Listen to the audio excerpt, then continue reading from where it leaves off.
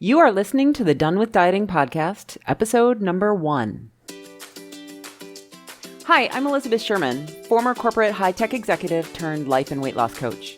But it doesn't seem like it was that long ago that I was searching for that perfect diet. You know, the one that would finally be the magic pill to lose the weight that I so desired. Fast forward past tons of failed diets, endless hours of exercise, and painful lessons learned. And although I still have not reached the state of nirvana body love bliss that I truly desire, my relationship with food, exercise, and my body is infinitely better than it was not only when I started this journey, but even as recently as 3 years ago. This journey has allowed me to ditch my scale, stop logging my food and exercise, eat food that wasn't prepared by me, and I can easily maintain my weight, something that I never thought was possible. I created the Done with Dieting podcast to give you simple, easy to do, and sustainable strategies and ideas to help you do the exact same thing without all of the drama that I went through. If you're a woman who's looking to create a better relationship with food, exercise, and her body, get off the diet roller coaster and free up all of that headspace spent on calories, how you look, what you should eat, and beating yourself up for not doing what you think you should be doing, you are in the right place. Let's get started. Hi, welcome to the Done with Dieting podcast. I am your host, Elizabeth Sherman. This is a podcast for women who are done with dieting but are still interested in losing weight. We know that dieting doesn't work for long-term weight loss and that 95% of folks who lose weight will regain it within the next 5 years. And we know that biologically, the more we diet and restrict calories, the more our body compensates afterwards by regaining weight. So what's the solution? Do we just have to walk around in a body that we don't feel comfortable in? Perhaps the answer lies in an area that we wouldn't expect, that becoming more accepting of our body, our imperfections, and who we are, that we can get the body that we desire without giving up everything that brings us joy. And when we go through this process, we learn that weight loss, what we thought was the goal, really wasn't the goal at all, that it simply becomes the cherry on top. So, what makes this podcast different? The work in this podcast has been in my heart forever, that I want to help everyone I can help themselves and live healthier and happier lives. Because I have created this podcast which looks at weight loss from a completely different point of view. So as I said, my name is Elizabeth Sherman, and if you looked at me today, you would see a white, heterosexual, 52-year-old woman who's generally slender and has an ideal body shape. But it hasn't always been this way. I used to be a size 18 or 20.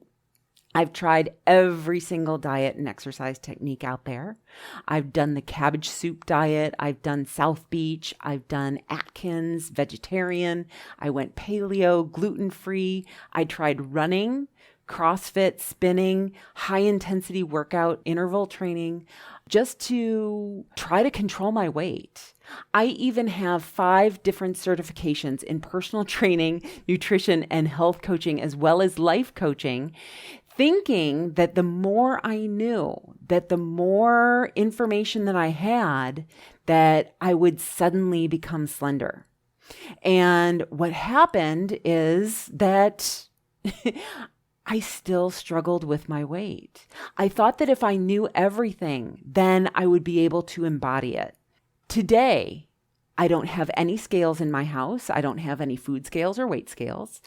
I drink wine. So I drink alcohol. I eat sweets. I generally eat out and eat whatever I want. And I have been able to maintain my weight, for the most part, effortlessly. But as I said, my journey was not a straight path. I grew up in Chicago. I was a vice president of sales executives. And so what that meant was that I was doing lots of traveling. I was eating out a lot on the road. I had high stress. And at the time, my mom had breast cancer, and she was really struggling with it. In March of 2001, I moved from Chicago to Austin, Texas to be with my now husband, Gary. And in that move, my mom actually passed away from breast cancer. I was laid off from my corporate job. And I really started researching risk factors for not getting cancer. I saw the pain that my mom went through, not only in getting the disease, but also in the days leading up to her death. And it was such a profound experience for me that it really allowed me to get serious about my own health. And so during that time, when I saw my mom's health deteriorating and I was trying to get my own health on board, because I knew right then that if I didn't do that, that I was headed down the same exact path that she was on. And so it was at that point that my life kind of shifted. And I asked myself, how was I making the world a better place by making software for car dealerships? And that's when I made the decision to go see a psychologist, probably more as a life coach than anything else. But she suggested that I start this journey in helping other people get healthier. I had already started the process on myself, and it really kind of spoke to my passion that if I could just help one person not get breast cancer, then I will have served my purpose in this world. And so, at the time, I didn't know how to market myself as a coach. People didn't know what a coach was. People knew what personal trainers and nutritionists were, but they didn't really know what coaches were. And so as a result, I got my personal training and nutrition certificates together, but I was always so frustrated when I was just doing personal training because I knew I could help folks so much more than just showing up in the gym and counting their repetitions or telling them what exercises to do. Today, I live in Mexico, and the market is much more aware of coaching, and technology makes virtual coaching as well as podcasting possible, something that was never even a possibility back in 2001. Today, I coach women who are just done with dieting, women who want to lose weight. And we know that we don't want or need a six-pack. We just want to look good in our clothes. We want to feel good. We want to have confidence walking into a party. We want to feel comfortable around food and not feel like we have to eat it all. We want to feel good about ourselves and the commitment that we're making to our health. The areas that I work with my clients on aren't just nutrition and activity or movement, but also stress management, sleep management, how we think about our body, and those other areas of our life. So as I mentioned, even as a health and fitness coach, I still struggled with my eating and exercise habits. I would love to tell you that once my mom passed away from breast cancer and I started researching how not to get it myself, that I immediately changed my eating habits and started exercising. But what actually happened was it took me a number of years. And so I discovered everything that I know today the very long and hard way. And so my goal in this podcast is to help save you some time and anxiety. And so the hard way of going through this process of losing weight is by going after diet, investing in personal trainers and exercise programs that just don't work long term.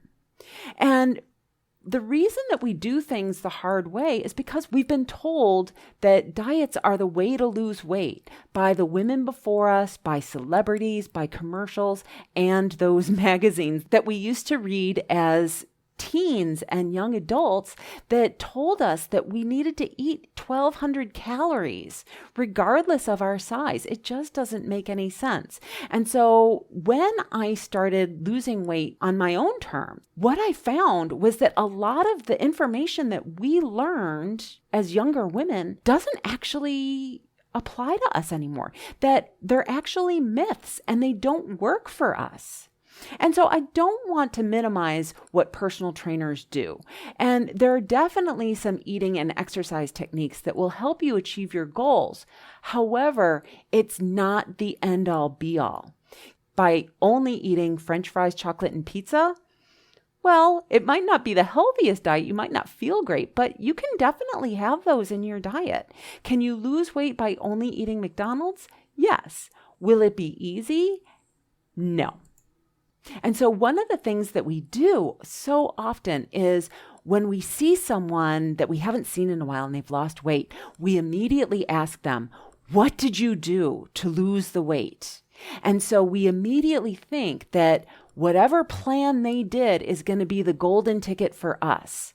But what's true is that our bodies are so completely different, as well as our lifestyles. And so we need to find our own path.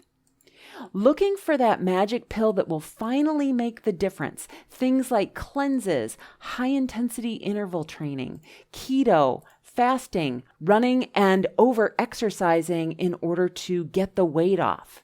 Those things just don't work for us anymore.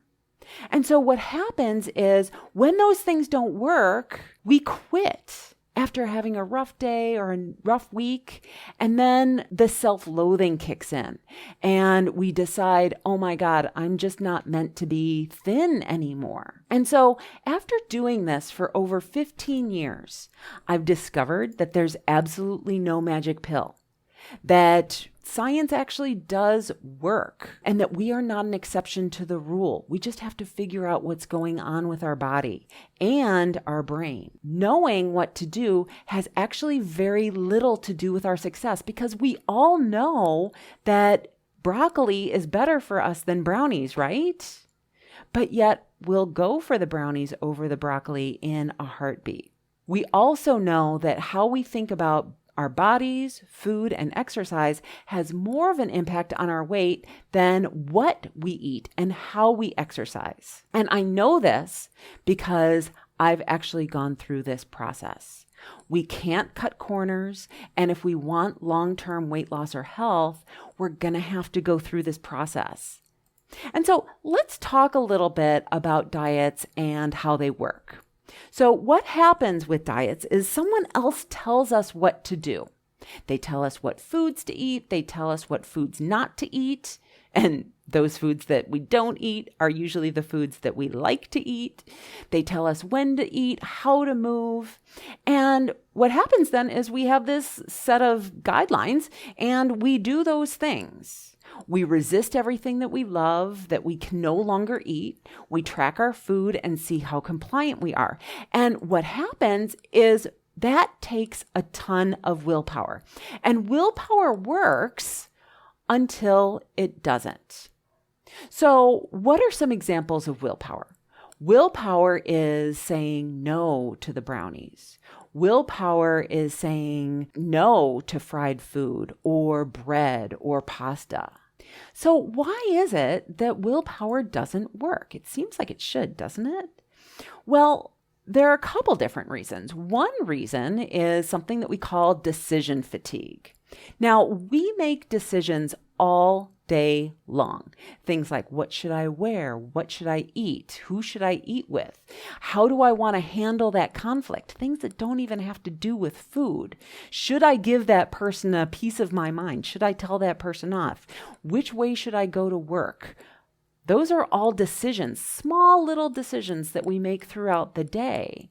And by the end of the day, we just don't care anymore. We get what's called the F-its, okay? And when we get the F-its, we're like, I don't want to make any more decisions. It could be part of decision fatigue.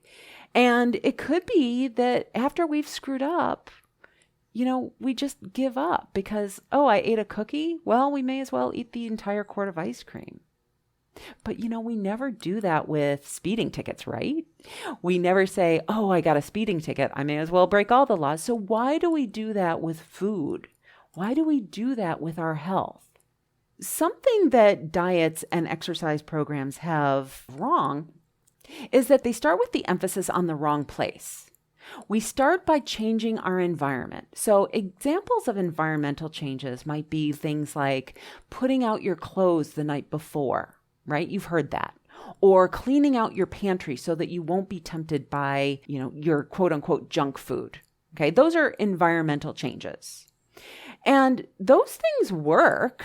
until someone brings in cookies or someone brings over some candy, or we have a quote unquote weak moment at the grocery store and we buy some cookies. Other things that we're told to do are relying on habits, things like meal prep. Prep all your meals on the weekend, and then all you have to do is eat them throughout the week. And that's great, but not everyone enjoys that.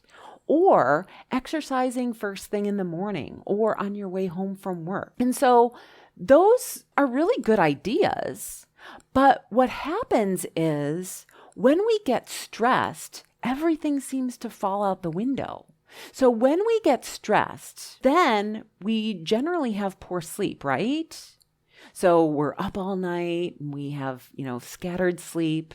And then the next thing, we get up in the morning, maybe we sleep through our alarm and we haven't exercised. We didn't prep our meals. We didn't get organized. And then because we had poor sleep, mid-afternoon energy cravings kick in. And this is actually a thing. If we get poor sleep, our cells don't generate energy correctly. And so mid-afternoon, what happens is that we immediately go for the starchy, carby things, whether it's sweet or whether it's salty, whatever your choice is, whatever your craving is.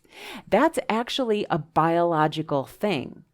But we take it as to be something that's wrong with us. We should be able to control those urges, right? That when we get that mid-afternoon craving, that we should be able to control that. But what I'm here to tell you is that sometimes we have hormonal reasons for those cravings that we have. And so when we then indulge in that chocolate or the cookies or the pretzels or whatever, then we probably don't feel like we can exercise. We don't feel good. And then we end up wired but tired. And then after dinner, we want wine or treats or both. And then that contributes to poor sleep, which then continues the cycle. And so this is why habits don't always stick. We think we've set up our environment to be perfect. We have all of these habits, but when stress happens, all of those things that we've set up get thrown out the window. And so what's the solution here? When we address our behaviors from a deeper place, rather than what we need to do, because that's what diet and exercise programs do. They address the doing part. And the reason that we do or don't do what we're supposed to, and I say supposed to in air quotes, actually comes down to our brains and our thoughts. And instead of setting up our environment and creating habits, which are definitely important pieces to becoming healthier, but when we start looking at our health from a deeper level, from our abilities and skills, things like being able to cook a healthy meal, being able to order from a menu, or knowing how to read a nutrition label, or being able to exercise, knowing how to lift weights, or being able to put together a workout routine that supports health as opposed to injury. So those are all abilities and skills that are much deeper than just setting up your environment, right? And then going even lower is identifying our limiting beliefs and values. Things like, and I'm sure you've heard these before, maybe they've even popped up in your own brain, like healthy food isn't fun. Who decides that? What if healthy food was fun? How would that change your experience of vegetables? Or how would that change your experience of eating healthy? Here's one that I used to think a lot was exercising is hard. And, it's so funny. Today, I still kind of have that same thought, but I've been exercising for so long that I know that it's just my brain offering up resistance, and it's okay. Another thought that I hear a lot from my clients is, I don't like vegetables, or I don't like my own cooking. And so those are the types of things that if we're willing to challenge them, then we can actually become healthier. And then going even lower to limiting beliefs is changing who we are at a fundamental level. So what is our identity? How does that mesh with being healthier? And so I have a story for you. So I never saw myself as an athlete, and I never really considered myself graceful either. But I did a bodybuilding contest years and years and years ago. And even after that bodybuilding contest, I really wasn't consistent in my workouts. And it wasn't until I started training for a half marathon that I remember I passed through the finish line of the half marathon, and immediately I was filled with just this strong emotion. I remember I started crying, and it was at that point that I actually had an identity shift, that I actually saw myself as an athlete. And it was so profound because before that experience, I really was not consistent even in my exercise, even though I was a personal trainer for years at that point. I was one of those personal trainers that didn't work out. And so it was after that half marathon, when my identity shifted, that I finally got consistent in my exercise. And so when we can approach our health from an identity shift level, then we can go ahead and really look at the doing pieces. Because the reason that we don't do the things that diet and exercise programs tell us to do is because it feels uncomfortable. And so let's talk about failure just for a moment. We see failure as something personal, as a character flaw. And in order to get out of the diet mentality, in order to get out of seeing diets as the solution, we need to expect failure to happen and not to make it mean anything about us, that it's just part of the process. Now, I can hear you saying right now, oh, but Elizabeth, failure is terrible. It's the worst thing in the world. Well, what if it's not? What if the ability to minimize and overcome failures is the resilience that we need in order to keep going and learn from our experiences and not make it mean anything about us, but rather something that is a stepping stone on our way to success? And so we all want to be perfect, right? And this is part of what makes us try dieting, right? Is because we've been told that if we were slimmer, then we would be okay. That at our current weight, that we're not enough. So being perfect and adhering to the diet, and we might see this in other areas of our life, the need to, put on a pretty face, or maybe your kitchen is organized wonderfully, or everything needs to be in its place.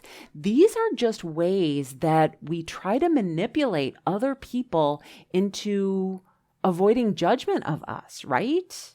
That if we are perfect enough, then we will trick those people into believing that we are enough. But whenever we start a new skill or behavior, we are going to mess up. And so wanting to be perfect really is probably a detriment at this point, because if we go into a diet knowing that it's not going to be perfect, then when it doesn't go as planned, it's okay. It's totally part of the process.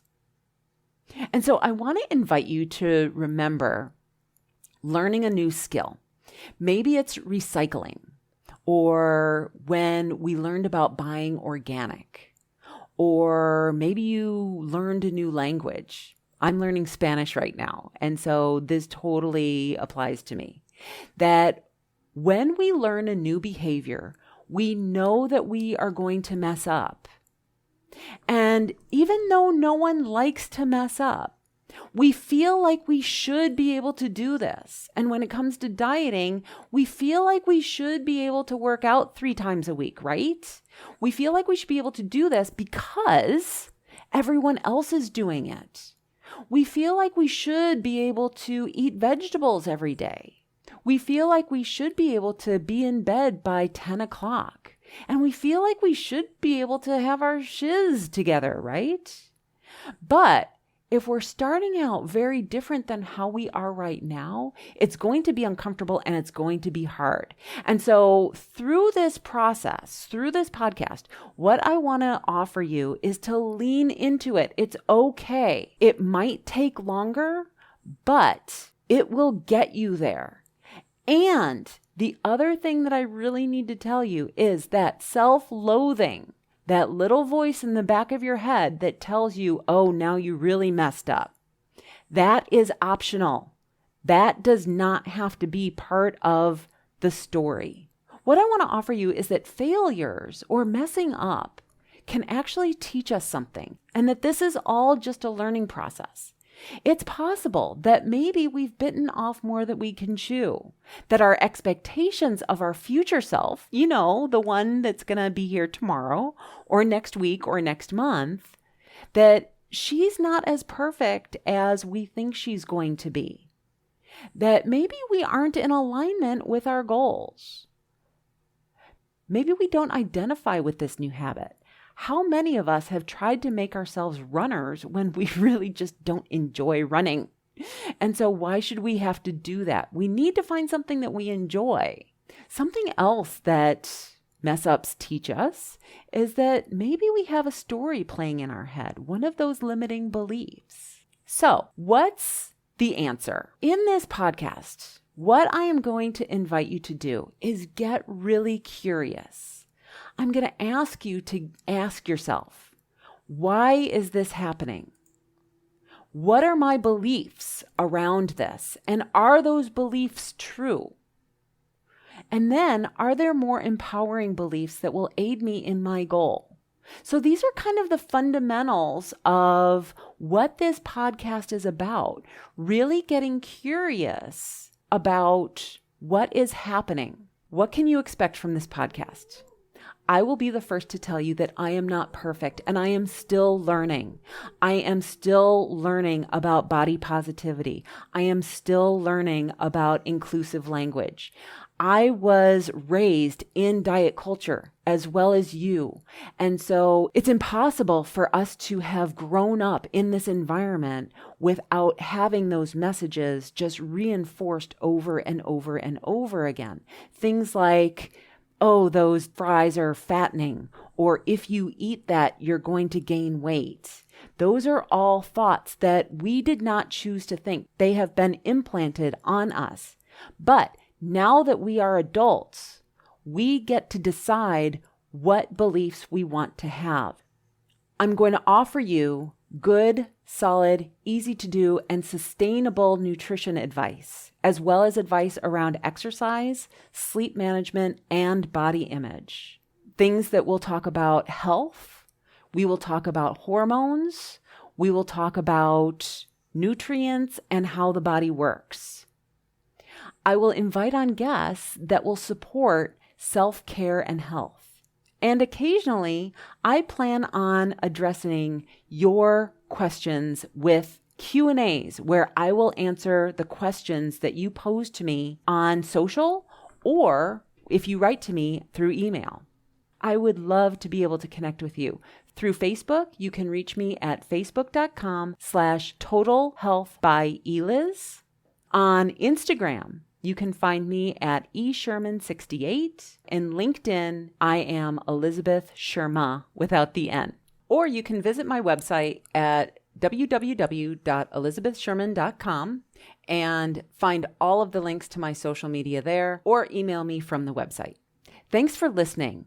I am so excited to get started with this podcast. I'll see you next week. Bye-bye.